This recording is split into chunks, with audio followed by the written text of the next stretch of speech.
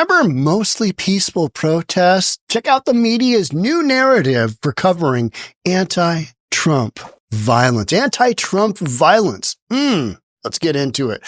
Antifa is alive and well and breaking windows and doing some graffiti action in Portland, Oregon. Here we go. Here's the story that just kind of reflects on how ridiculous mainstream media's coverage is. Here we go. The United Calls for Justice continued for hours, but then a march broke out, which led the protests to change from peaceful to intense. And this is Fox. Vandalizing as protesters marched, causing outrage among those who watched. But many remained marching, making sure they would not be deterred from their goal to let their voice be heard. Here's a little more marching, a little bit more vandalism.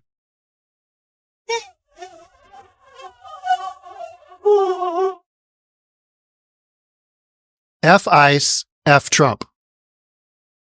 Graffiti? No, you have no power. None.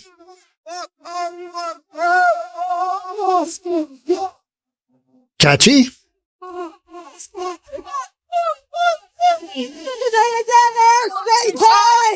Stay together! It's disgusting and pathetic. But don't forget, mostly peaceful. Yeah, got a little intense. A little intense is when you have a back and forth. You have both people just kind of a little bit agitated. That is not what goes on at any of these Antifa rallies. None of them. Invariably, their whole goal is to devolve into, just breaking stuff, tagging stuff up, just a bunch of absolute ridiculousness. It's like I'm resisting a vote survival of the goddamn. Here come the police. Disgusting effing pig. And we wonder why people don't want to sign up as police officers. I don't get it. You have just absolute ridiculousness with these people, peacefully marching. And then, everybody gets real upset when you arrest somebody breaking the law. Like this individual over here. What are they doing? They're probably tagging something up. They got arrested. And now you've got this, band of angry onlookers. Who knows what they're going to do? Antifa's literally murdered people in the past. And it happens. Get your knee off him! Get your knee off him! Take it! Get your knee off him, cop!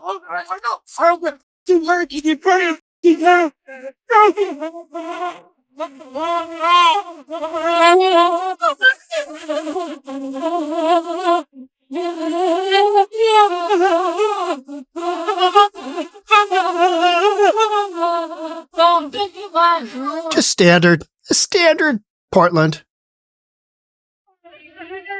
What's the...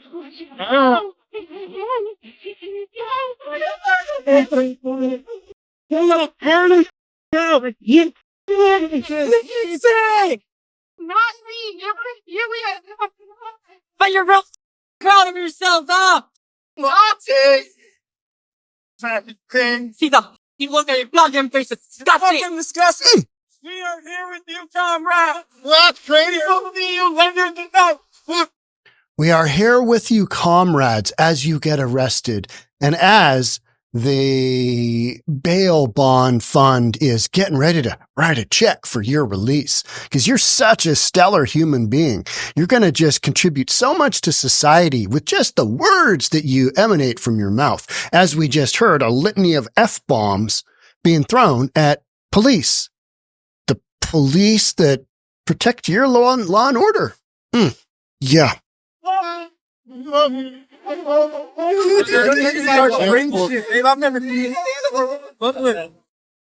Reichstein. Right.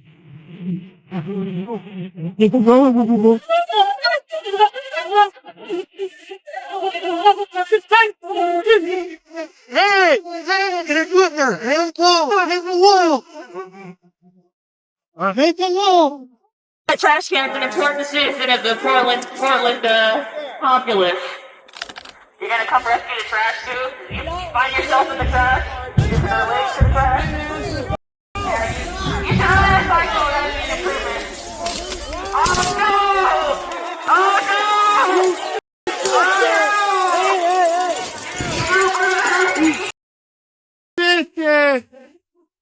I'm on you!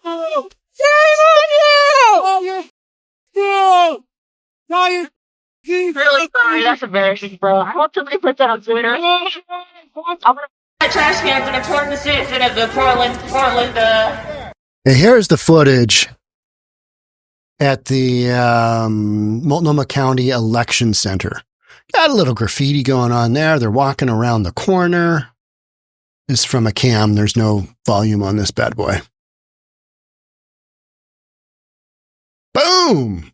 Glass comes out. Boom, boom. 4, 5, 6. And they just went right on down the block. Blew out all the windows. That is, it's things getting intense right there. That's what things getting intense look like. Thousands and thousands and thousands of dollars in damage. And they scurry off like little children, because that's what they are. They're grown little children that think that they're making a difference, and all they're doing is costing taxpayers money. So if you're okay with this, I'd say just, keep letting them do what they're doing. Here's a different angle coming from the other way. That's Antifa for you. That is their call for justice right there. So whatever you think of that, if you think that's okay, then you and I are probably on a wildly different page of reality. So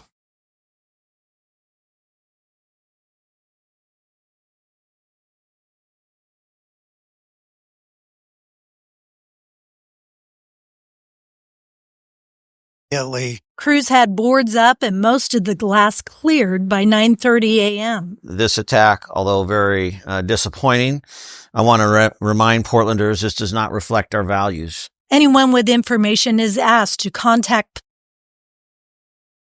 police or email crimetips@police.portlandoregon.gov and reference this case number. And police say they are working with Crime Stoppers on this case, and the county says they have extra security at this site, at least for today. But come tomorrow, it will be business as usual. Okay, this video just keeps buffering. But you can see this is the set of windows. They did a bunch of tagging and then they bashed out a bunch of these windows. All right, Libby, thank you so much. I can't even get the video to stop. 1-800-BOARD-UP. All week long, Antifa in Portland have been rampaging over President Donald Trump, retaking the White House. In response to Trump's inauguration, Antifa militants attacked an ICE facility, smashed up an elections office, and vandalized downtown Portland businesses. Now, people on the left are going to say, yeah, but that's not really violence because they're not people. They're just buildings. They're inanimate objects. Well, who's going to pay for all that damage? Who's going to pay for the graffiti removal? Who's going to pay for the windows in the elections office in vandalized downtown Portland businesses? Downtown Portland has had a worse than most other major cities in bringing people into their downtown core because of exactly this.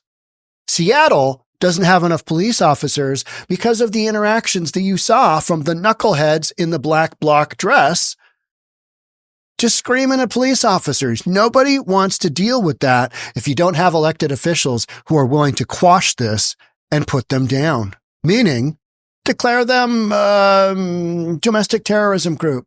And anything they do is just a big monster felony. Give them 20 years. Just boom, on the spot. Let's do that. But no, we're not doing that. We're not doing that, are we? However, how local media covered the multi-day uprising would have you believe it was a mostly peaceful protest that got a little too intense. That's what we heard the young lady say from Fox, right?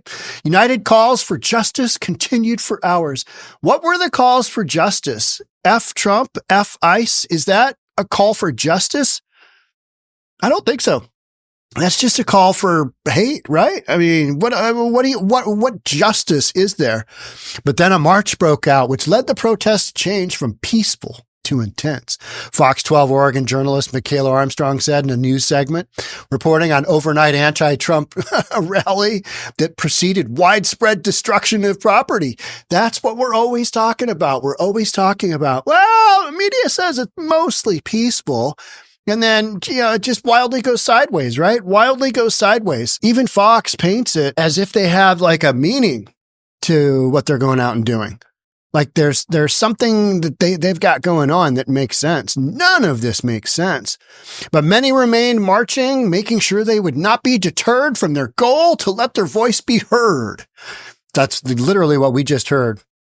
The People's Inauguration Day demonstration. Portland-based KGW8, an NBC affiliate, said hundreds of rallygoers gathered to lift each other up and prepare for the next 4 years. Do you mean by screaming the F-bomb at police, they were lifting each other up and preparing for the next 4 years?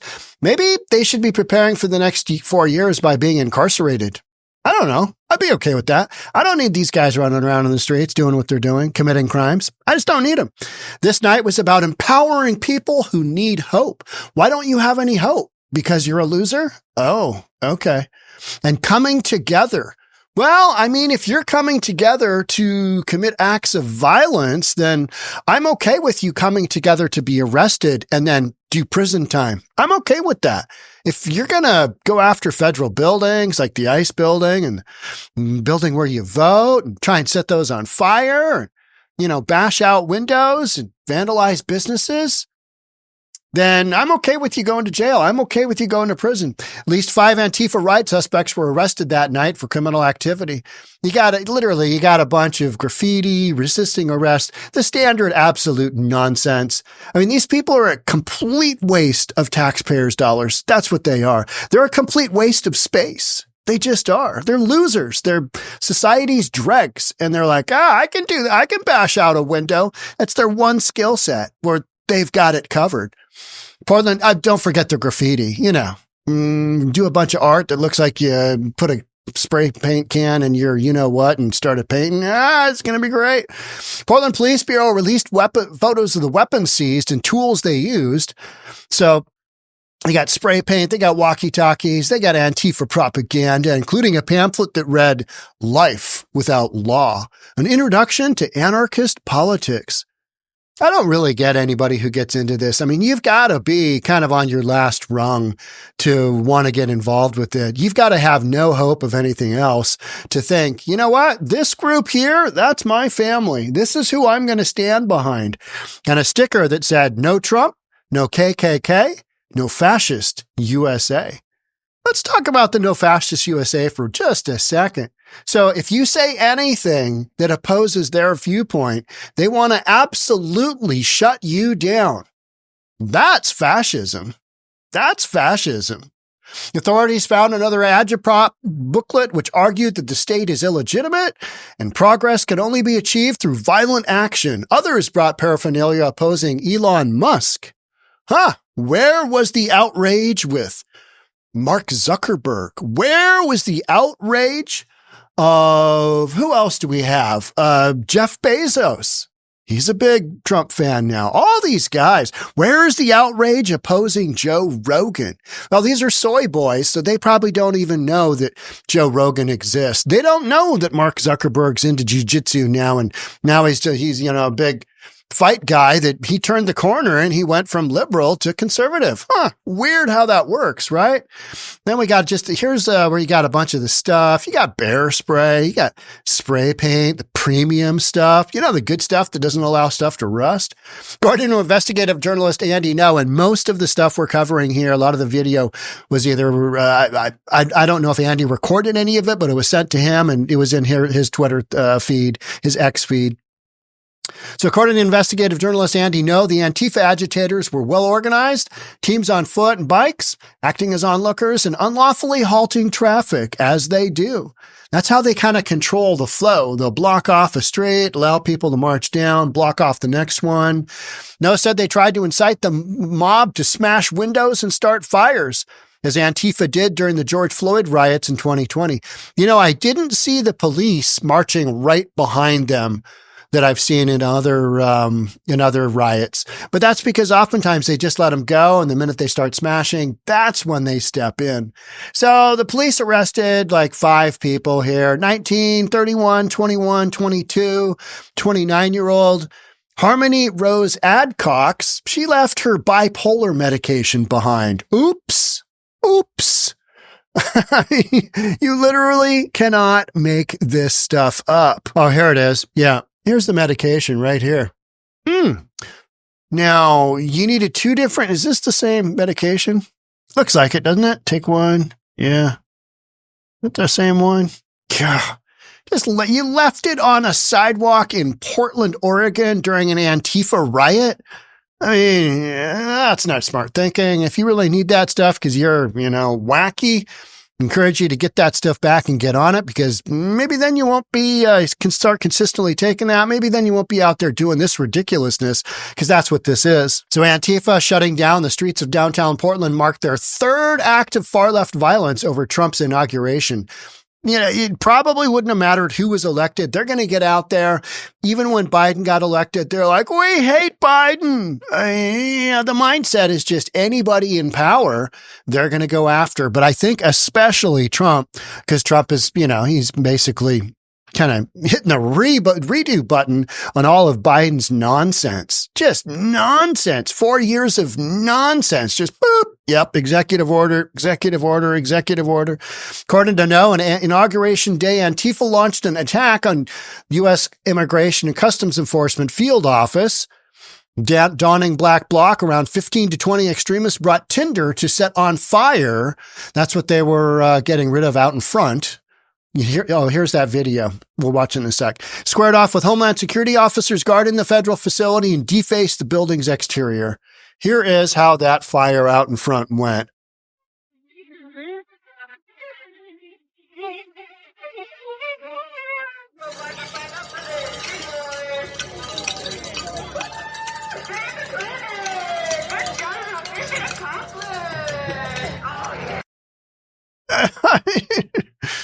Person on the loudspeaker is just absolutely worthless, right? I mean, think about it. You're out there in the middle of the night, you're going up to a federal building, and you're trying to light it on fire. I mean, just absolute nuttiness.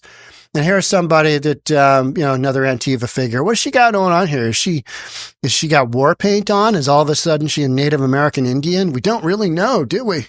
Yeah, I don't really know. Antifa also targeted Multnomah County Elections Office, as well as the ICE building. At masked hooded radicals smashed dozens of local elector centers' windows, smashed 2 doors with rocks, and left anti-government graffiti as well as anarchy symbols. Then we got the police chief, Bob Day, saying, at this point, we're not suggesting this was directly related to the inauguration. It's important to remember that we've seen these types of attacks regardless of who's in office. Yes, but I think this one in particular was special because number 45 is now number 47. And number 47 has come down particularly hard on those that shouldn't be here illegally. Yeah. So that's why ICE offices, and why they go after the federal offices.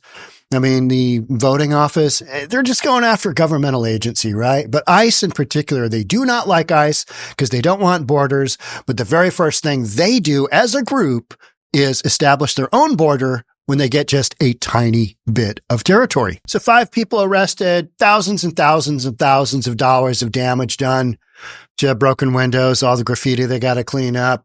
And mainstream media just kind of covers it up as, mostly peaceful. Business as usual, right? Because they want that story out there that it's the underprivileged, the underdog is attacking the man.